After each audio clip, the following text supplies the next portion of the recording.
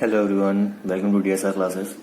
और आज की हम इस क्लास में हैशिंग विद चेनिंग के कुछ क्वेश्चंस करेंगे। जो क्वेश्चंस मतलब कुछ कॉम्पिटिटिव एग्जाम्स हो गए, जैसे गेट हो गया, गेट सीएस, इस एग्जाम्स में जो क्वेश्चन आते हैं हैशिंग विद चेनिंग के, उनको कुछ करेंगे, एक दो क्वेश्चंस को। देखिए, सबसे पहला क्वेश्चन है गेट सीएस 2014 का एक क्वेश्चन है कि आपको क्वेश्चन क्या दिया, कंसीडर अ हैश टेबल। आपको क्या करना है, एक हैश टेबल को कंसीडर करना है जिसके में क्या है, 100 स्लॉट्स है, यानी कि सिंपल उसका साइज कितना है, 100 साइज है। ठीक है, देखिए collisions are resolve using chaining. जो भी कोलिजन अगर ओकर हो तो उसको कैसे वो कर रहा है, वो चेनिंग, यानी कि सिंपल उसने कहते हैं कि चेनिंग मेथड से कर रहा है। ठीक है, देखा एज्यूमिंग सिंपल यूनिफॉर्म हैशिंग। देखिए सिंपल यूनिफॉर्म हैशिंग का मतलब क्या होता है, सिंपल यूनिफॉर्म हैशिंग का सिंपल मतलब क्या होता है कि आपकी कोलिजन ऑकर नहीं हो रही, क्या नहीं हो रही, कोलिजन ऑकर नहीं हो रही। यानी कि यूनिफॉर्म मतलब क्या होता है, एकदम फ्रीली, मतलब एकदम आरामदायक, मतलब कि बिना किसी कोलिजन की अगर 100 स्लॉट्स हैं, सो बिना किसी कोलिजन के सारे जो आपकी कीज है वो स्लॉट्स में इंसर्ट हो रही है। ठीक है, तो कहता है what is the probability that the first 3 slots are unfilled after the first 3 insertion. यानी कि कह रहा है आपको प्रोबेबिलिटी निकालनी है, क्या करने निकालनी है, आपको प्रोबेबिलिटी निकालनी है किस चीज की, कि आपकी जो शुरू की 3 स्लॉट्स होंगे ना, यानी कि शुरू की 3 जो आपकी कॉलम्स होंगी वो क्या होंगी, आपकी अनफिल्ड होगी। क्या होगी, अनफिल्ड। और 3 बार आपको इंसर्शन करना है 3 कीज का। ठीक है, 3 स्लॉट्स में, तो उसकी प्रोबेबिलिटी बतानी है। सपोज करो, देखो बहुत सिंपल क्वेश्चन है, ये आपके ऑप्शन दे रखे हैं, ऑप्शन में से कोई एक करेक्ट आंसर होगा। ठीक है, सपोज करो मेरे पास ना एक मतलब एक हैश टेबल है। ठीक है, हैश टेबल है मेरे पास, हैश टेबल है और जिसमें कितने स्लॉट्स है, 100 स्लॉट्स है। तो 100 स्लॉट्स तो बनाना थोड़ा मुश्किल है, मैं आपके साथ हूँ। देखो मेरे ना 1 2 3 4 मैंने अप टू 100, ठीक है, अप टू 100 स्लॉट्स है। ठीक है, मेरे पास अप टू 100 स्लॉट्स है। मैं स्टार्ट करते 0 1 2 3 4 अप टू 100 तक है स्लॉट्स। तो इसने क्वेश्चन में बोले मुझे प्रोबेबिलिटी निकालने किस चीज की, जो आपकी स्टार्टिंग 3 नोड्स होंगी, यानी कि स्टार्टिंग जो 3 स्लॉट्स हैं वो क्या होगी, आपकी अनफिल्ड होगी, बाकी सारे आपकी फील्ड होंगी कैसे, यूनिफॉर्मली। ठीक है, और बताना इन तीनों की प्रोबेबिलिटी क्या होगी। सो देखो, अगर आप सोचो, अगर आपके पास कोई एक एलिमेंट है, मान लो उसकी की वैल्यू है 3, मैंने एक नंबर है 3, मुझे करना है कि मेरे पास ये तीनों अनफिल्ड रहने चाहिए।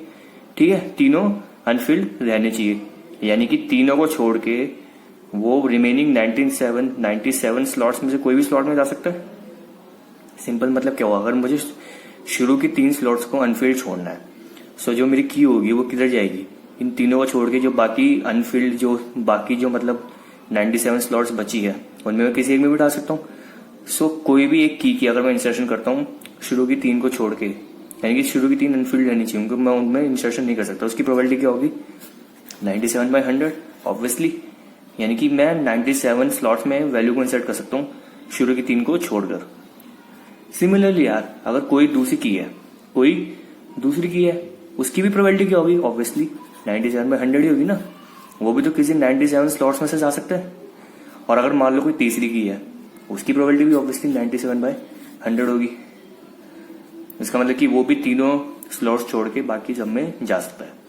सो तीनों कीज की तीनों इंसर्शन में प्रोबेबिलिटीज भी आ गई, लेकिन हमें टोटल प्रोबेबिलिटी बतानी है कि जिससे क्या हो, फर्स्ट की स्लॉट्स हो जाए अनफिल्ड रह जाए आफ्टर द फर्स्ट 3 इंसर्शन के बाद।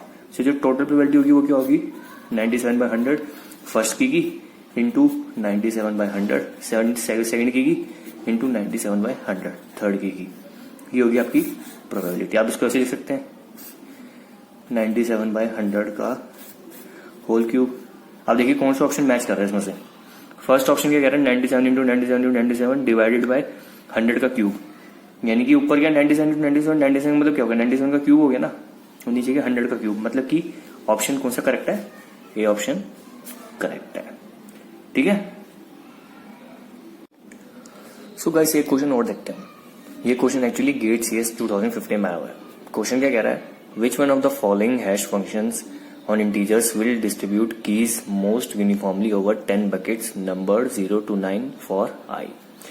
मतलब अगर आज आपका कोई एक वेरिएबल है, क्या आपका वेरिएबल है जिसकी रेंज क्या दे दी मुझे, 0 to 9 रेंज दे दी, तो कहता है कि इन चारों में से जो आपको हैश फंक्शन दे रखा है, इन चारों में से कौन सा ऐसा हैश फंक्शन है जिसमें जो कीज का डिस्ट्रीब्यूशन होगा वो क्या होगा, यूनिफॉर्म होगा। क्या होगा, यूनिफॉर्म। यूनिफॉर्म मतलब आपको कहा कि लीस्ट टू लीस्ट क्या होती है, कोलिजन। कोलिजन के चांसेस एकदम रेयर होते हैं, एकदम रेयर होते हैं। सो देखो सबसे पहले काम क्या है, इन चारों हैश फंक्शन के लिए क्या बनाता हूँ मैं, एक हैश टेबल बना लेता हूँ, देख लेता हूँ कि कौन सी लोकेशन में कौन सी वैल्यूज कीज आ रही है, उससे मुझे इजीली पता चल जाएगा ना। देखो अगर मैं फर्स्ट की बात करता हूँ, किसकी बात करता हूँ, फर्स्ट वाला हैश फंक्शन क्या है, आई स्क्वायर मॉड 10, क्या है आई स्क्वायर मॉड 10। देखो जब आई 0 होगा, आई क्या होगा 0 होगा, तो एच आई की वैल्यू क्या होगी इसमें, आई स्क्वायर मॉड 10 यानी कि 0 का स्क्वायर मॉड 10 यानी कि 0 मॉड 10, क्या हो गया वो 0 हो गया। जब आई 1 होगा सो क्या हो जाएगा 1 स्क्वायर मॉड 10 यानी कि 1 मॉड 10 विच मीन्स व्हाट 1। जब आई 2 होगा सिंपली आई स्क्वायर मॉड 10 यानी कि 2 का स्क्वायर मॉड 10, 2 का स्क्वायर यानी कि 4 मॉड 10 यानी कि 4 हो गया। जब आई 3 होगा तो 3 स्क्वायर मॉड 10 यानी कि 9 मॉड 10, ठीक है यानी कि 9। जब 4 होगा तो 4 का स्क्वायर 16 मॉड 10 यानी कि 6। अब 5 होगा तो 25 मॉड 10 यानी कि 5। अब जब 6 होगा यानी कि 36 मॉड 10 यानी कि 6। 7 होगा तो 49 मॉड 10 यानी कि 9, ठीक है। 8 होगा तो 64 मॉड 10 यानी कि 4, और जब 9 होगा तो 81 मॉड 10 यानी कि 1। ये तो होगी पहले हैश फंक्शन की बात। अब दूसरा हैश फंक्शन क्या है, आई क्यूब मॉड 10, क्या आई क्यूब मॉड 10 सिंपली। तो दूसरा हैश फंक्शन क्या हो जाएगा, आई क्यूब यानी कि 0 का क्यूब। जब आई 0 होगा, 0 का क्यूब मतलब क्या हो गया 0, तो 0 मॉड 10 क्या हो गया 0। जब 1 होगा तो 1 क्यूब मॉड 10 यानी कि 1 मॉड 10 यानी कि 1। फिर 2 होगा, 2 में क्या होगा 2 का क्यूब 8 मॉड 10 यानी कि 8। फिर 3 होगा तो 27 मॉड 10 यानी कि 7। फिर आपका 4 होगा, क्या होगा 4 होगा तो क्या होगा 64 मॉड 10 यानी कि 4 का क्यूब 64 होता है, उसका मॉड 10 कर तो 4 आ जाएगा। फिर 5 होगा, 5 का क्यूब 125 मॉड 10, सो क्या हो गया बेसिकली 5, ठीक है। फिर 6 होगा, 6 का क्यूब क्या होता है 216, क्या होता है 216 यानी कि 216 मॉड 10 क्या हो गया 6 हो गया। फिर जब 7 होगा, 7 का तो 343, फिर 343 मॉड 10 क्या हो गया 3 हो गया, ठीक है। फिर 8 आएगा, 8 का क्यूब क्या होता है 512 मॉड 10 यानी कि 2 आ गया। फिर होगा 9 का क्यूब क्या होता है 729 मॉड 10 यानी कि क्या आ गया 9, ठीक है। तीसरा हैश फंक्शन देखते हैं। तीसरा हैश फंक्शन क्या है 11 इंटू आई स्क्वायर मॉड 10 यानी कि जब आई 0 होगा तो क्या होगा 11 इंटू 0 स्क्वायर यानी कि 0 हो गया, 0 मॉड 10 यानी क्या हो गया ऑब्वियसली 0। जब 1 होगा तो क्या होगा 11 इंटू 1 स्क्वायर यानी कि 11 इंटू 1 11 मॉड 10 यानी क्या हो जाएगा 1। फिर जब आई आपका 2 होगा यानी कि 11 इंटू 2 स्क्वायर यानी कि 11 इंटू 4 44 मॉड 10 यानी कि क्या हो गया 4 हो गया। फिर आपको कहेगा कि आपका क्या हो गया आई क्या हो गया 3 हो गया। फिर 3 में क्या होगा आपका 11 इंटू 3 स्क्वायर मॉड 10 यानी कि 11 इंटू 9 99 मॉड 10 यानी कि कितना हो गया 9।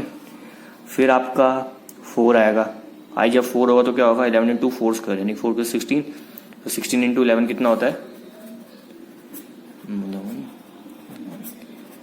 176 मॉड 10 यानी कि क्या आ जाएगा 6 आ जाएगा। फिर आपका आएगा 5 यानी कि 11 इंटू 5 स्क्वायर यानी कि 25 इंटू 11, ओके 25 इंटू 11 मॉड 10 यानी कि 275 मॉड 10 यानी कि क्या आ गया 5 आ गया। फिर आपका आई 6 होगा, क्या होगा आई आपका 6 होगा तो 11 इंटू 6 स्क्वायर 11 इंटू 6 स्क्वायर यानी कि 36 इंटू 11, तो 36 इंटू 11 क्या होगा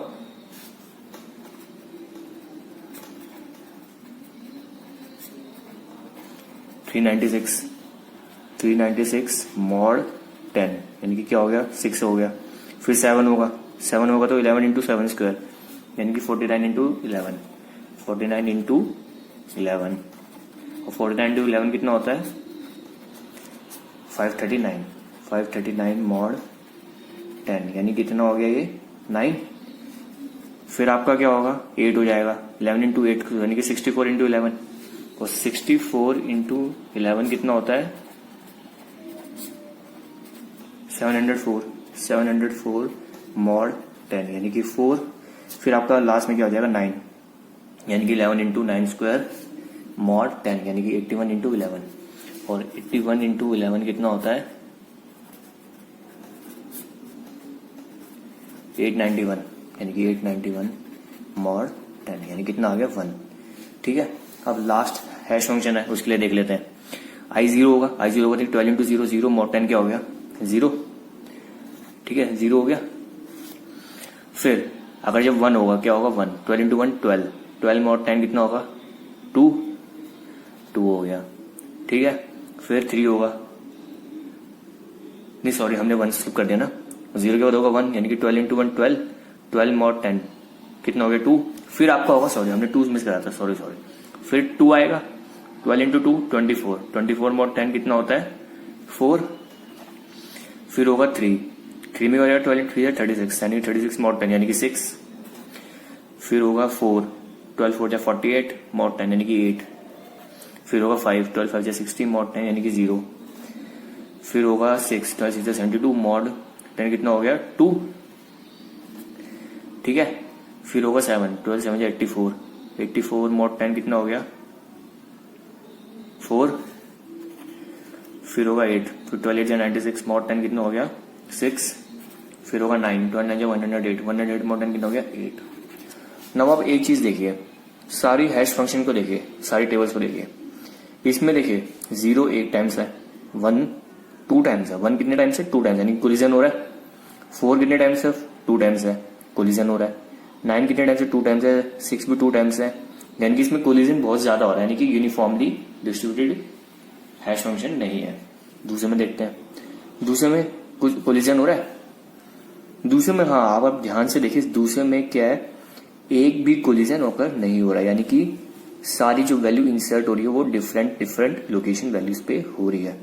एक भी कोई ऐसी की नहीं है, कोई भी ऐसी लोकेशन वैल्यू नहीं है जिसमें कोलिजन हो रहा हो।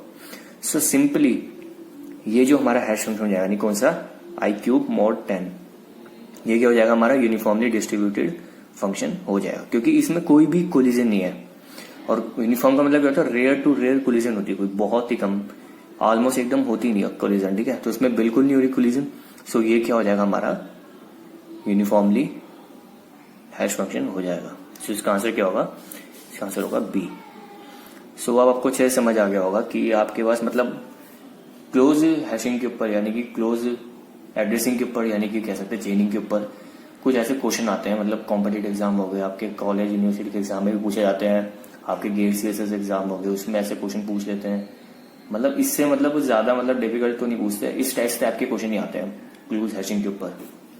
सो अगर आपको कोई डाउट हो तो आप पूछ सकते हैं, और आप DSR क्लासेस के इंस्टाग्राम पेज को फॉलो कर लो, वहाँ पे मैं क्वेश्चंस को अपडेट करता रहता हूँ, क्वेश्चंस डेली डालते रहता हूँ जो भी हमने टॉपिक कवर करें। और आपको कोई डाउट हो तो आप पूछ सकते हैं, और चैनल को सब्सक्राइब कर लो ताकि आपको आने वाली सारी वीडियो की नोटिफिकेशन मिलते रहे। Till then goodbye, take care.